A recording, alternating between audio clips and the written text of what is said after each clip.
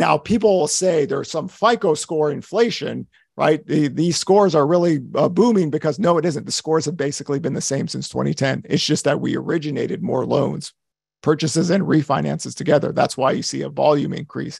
If you actually look at it past 2010, everything looks great, right? The cash flows of American households are good. So when people people try to lie to you, it says, oh no, it's just the FICO scores are wrong. No, it isn't, right? They were good buyers from 2010 and on, and they just got better and better and better, right? You hardly see any low FICO score buying anymore. So the credit channels always showed that Americans were doing good. So traditionally, people don't sell to be homeless. I know it's an interesting concept, but you just don't think, okay, I'm going to sell my house and buy something with much higher cost or rent at a higher cost. No, homeowners are doing well.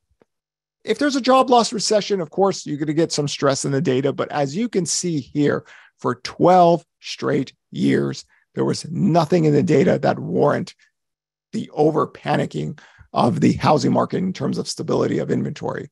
And we just had the biggest crash in sales. So people go, why aren't people selling? Why would they? Right? It's an interesting concept, sell to be homeless.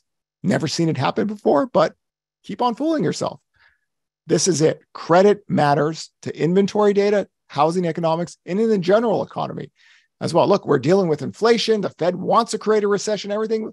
Labor markets are holding up still because the household balance sheets in America have never looked better. And trust me, all around the world, they are jealous of us because a lot of countries have short-term debts. Their debt payments are going to recast over and over. Here in America, not our issue, right? We have the least exposure to short-term debt in America. Next chart will be even more clear for us. Home prices, right? They really took off. Now, equivalence of rent is how the government tracks rent. Rent inflation is always growing because most people are always working. So rent inflation really doesn't have what we call big deflationary collapses. We had a few months in 2010 where the shelter inflation index for CPI went negative, but not here. Now, the housing bubble years, we had a massive credit boom, right? And then we had a credit bust. So all those charts I showed to you in the past, right? What do we know now? We know credit was deteriorating 2005 to 2008. We know demand was collapsing from 2005 to 2008. This is all before the job loss recession. Here, we had an unbelievable spike in home prices, right? For me, I called it the savagely unhealthy housing market. For me, it was trying to convince people that we have to worry about home prices accelerating out of control, not decelerating. But even with the biggest collapse in home sales, the index is firmed up. Like, how is that possible? How is it possible that the month-to-month data is still positive and the year-over-year data is still positive? It was because rates went lower, mortgage demand picked up, total inventory, right? You have 3 different charts to tell you you're at all-time lows. In a stable housing market with demand, low inventory matters. When demand is collapsing, like we saw last year, the month-to-month prices were declining. Yes, even in a seasonal declining period for pricing power, we still saw the month-to-month prices fall. But that was with rates going from 5 to 7.5% in a seasonal weak period. We saw new listings data's decline. That marketplace is gone for 6 months.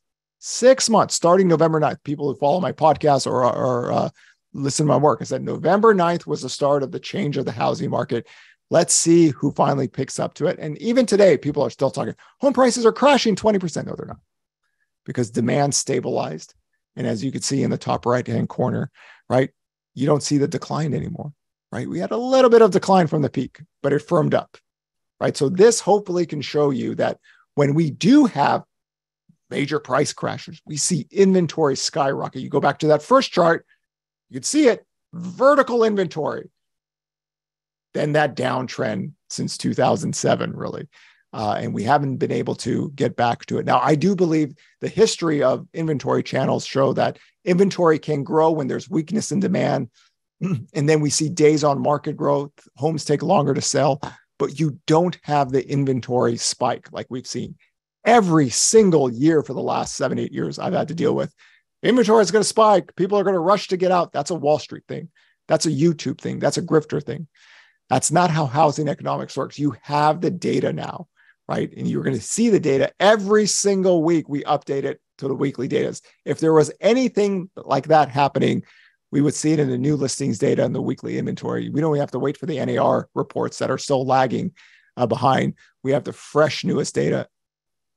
Not the case. And this is with mortgage rates not really breaking under 6% yet, right? So now we could see 6 to 7% rates now are not the 6 to 7% rates that we saw last year, right? The market is adapted to it. Demand is stabilized, and we're dealing with the realities of an economy where the Federal Reserve really wants to push for a recession to fight inflation. But if that's the case, then traditionally what happens after 1982, bond yields fall like they have since October 27th. Rates tend to fall with it. The mortgage market is still terribly not functional. If it was normal, rates would be at 5.25. Could you imagine the housing market if mortgage rates were 5.25? I can tell you, we still have people talking about 20% home price crash, right? You have the data now. You are smarter than a lot of people that you see on TV now because you can see the difference, right? Like I always say, be the detective, not the troll. This is US nominal home prices and real prices. Okay, real prices adjusting to inflation, the equivalence of rent. As you can see, real home prices are falling a little bit, but nominal home prices aren't. So what I want everyone to do is focus on that upper corner right level. This is a more clear version of what's happened in the housing market. The last few months of 2022, the month-to-month prices were declining, right? The market could not handle rates going past 7%, right? And the people that were selling their homes, right? Selling your home is very seasonal. They were cutting prices to get the product off.